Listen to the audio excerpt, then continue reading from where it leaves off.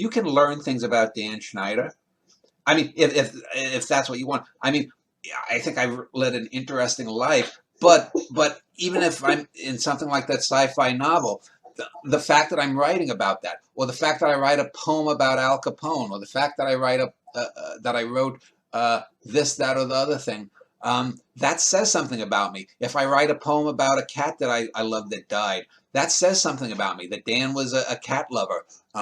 Now that may not be earth shattering, but it gives some insight, and maybe that ability to empathize with a non-human creature is something that makes a book that I'm going to write in 17 years worth reading. Who knows? But these are the kinds of things, again, that people don't, because we have become a society that just navel gazes. And there are certain times when one has to be reflective or not, but you have to do it in a way that isn't just, oh, I am this ethnicity, I'm this sexuality, I'm this tall, I believe in this religion, I have this political view. Those things are going to filter through what you're writing. One of the best writers, you mentioned how I didn't mention Jessica. If you read, a great writer was a science writer named Lauren Isley. You probably know the name if Yes, you read some of my you mentioned stuff. He wrote a great autobiography, and in it, he doesn't even he mentions he has a wife, but that lack of biographical information doesn't matter, because you know who that person is. You can speculate on what his life with his wife must have been like, um, uh, and he focuses on the important things. Mhm. It's fascinating. Well, I guess I have another question. Because again, I'm really not sure what percentage I am actually reading your work. 'Cause it seems like you've been pretty hard in the paint for for a long time. I feel I'm pretty far behind because I've read your four. I've read 5 books at this point. All right. So these you call it your omniverse. This omniverse you have.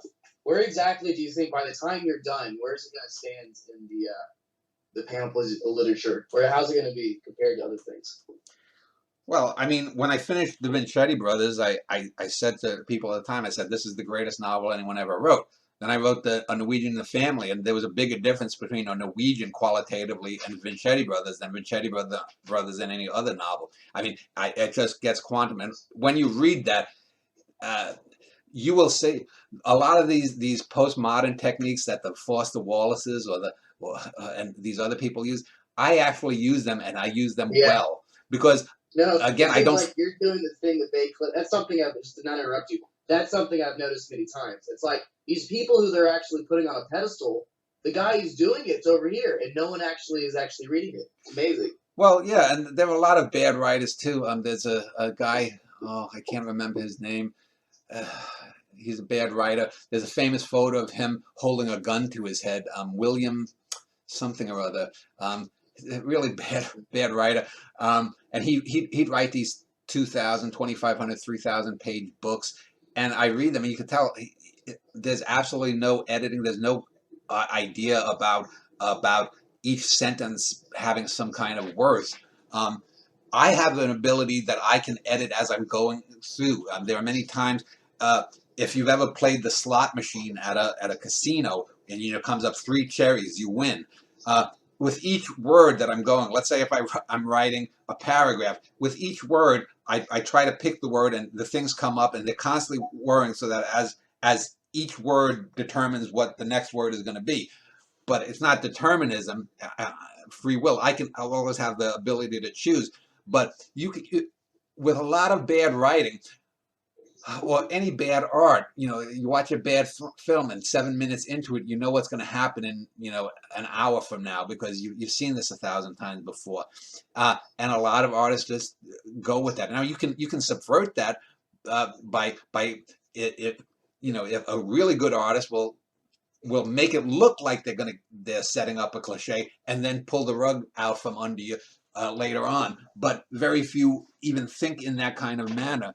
I think in those ways, just naturally, as far as where things are going to be. I'm an optimist, so I think that, again, once I'm safely dead, You know, once great artists are safely dead, then other people, you know, say, you know, we were wrong, you know, and in 50 years, people are going to say, why the fuck were people, why was this David Foster Wallace being promoted? Because there's going to be no financial incentive to keep his mythos going.